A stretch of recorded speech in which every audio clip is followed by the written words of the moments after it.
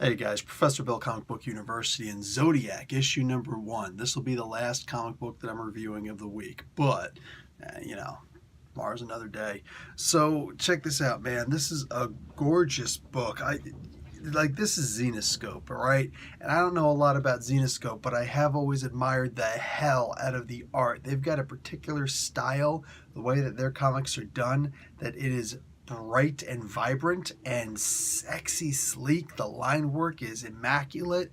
Everything about the art is always good. I've just not read a whole lot of their stories. I've only flipped through. So the art didn't surprise me at all at how unbelievably gorgeous, they're, like, simply put, gorgeous.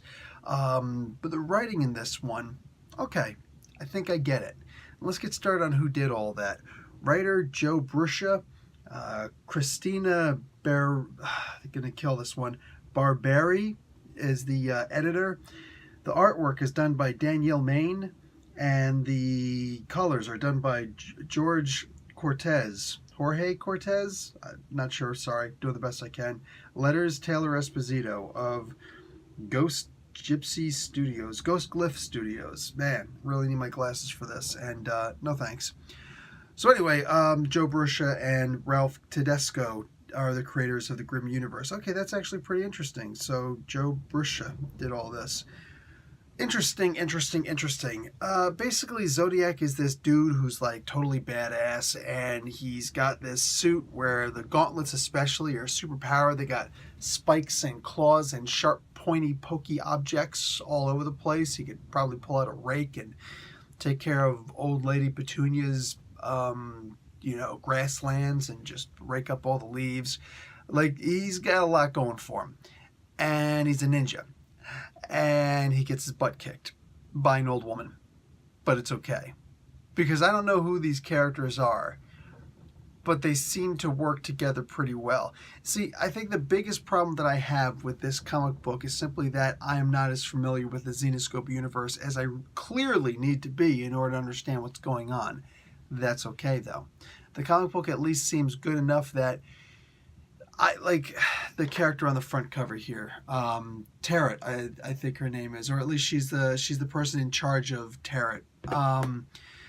What happens? She's obviously a character who I've seen before, and on covers for Zenescope books. I don't actually need to know who she is. I can see by this book the important things. She's in charge of this organization, and she's feared enough, but she's got an overlord that she works for, and those people are more than willing to go in and break into her room and say, we're here and we demand a report. And she's not dumb enough to argue. She just simply gives the report. Okay, so I think I understand enough of what's going on. There's a couple other characters in here that are clearly from someplace else, because you just get the feeling that people reading this typically know who these people are. I don't, so I won't. But the information that we're given is still just enough to keep going. Look, is this a perfect number 1? Maybe not.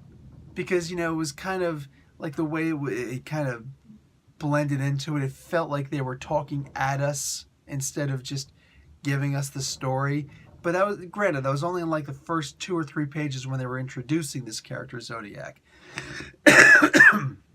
After that, everything was just boom, I'm in this story. I am in this world. There was not a single character that showed up that a name was not dropped. And it wasn't, this person over here is so-and-so. And they, this person likes to fish. No. I never got any of that.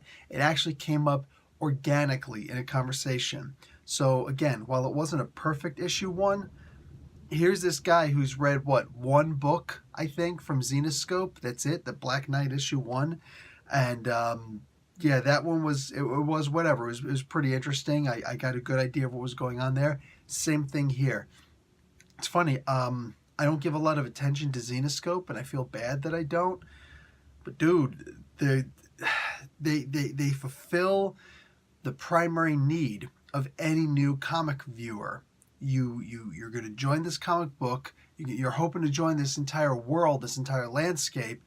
And every time you jump on a new comic book in a new company, it's intimidating. I don't care what anybody says. It's intimidating. For me, who reads the hell out of comic books, no. it's still intimidating. I jump on and I know I got to talk about it. And if I don't know anything what's going on in the world, I feel hesitant to go and try and explain anything. I usually just give the quick understanding. Hey, I know nothing what's going on. Please explain to me things in the comic book in the comments below. Yeah, I'm sure I can get plenty of comments about the comic characters. But if not a single person told me what's going on in this comic book, I'd be totally okay with it. I might even prefer it, because I'm getting more than enough in this comic book to tell me exactly what I need to know about the world, about everything. I feel like just following this comic book, I'm going to have a good sense of what's going on and possibly be able to jump onto a couple other comic books as they come along, because I will now know these characters just enough to be able to read about them and talk about them. And I got to tell you, man, like real talk, that is something that most comic book companies, including the big two, oftentimes fail miserably in doing, because they just assume everybody knows their characters. And no, they don't. They might know the movie version of those characters, but those are often really different from the actual characters we're reading about. Anyway, guys, I don't think I could mention, like off the top of my head, I don't think I can mention an issue number 1 that gave so many great details, unless we're talking about Amazing Fantasy number 15, which isn't actually an issue 1. Action Comics number 1, perhaps. Like, you know, honestly, putting him in that league, you get the sense of who this character is and the characters that he is interacting with, and a little sense of the organizations and the world at large. Anyway, guys, definitely a fun book. Yeah, I'm 100% recommending this. All right, Professor Bill, Comic Book University. Class dismissed.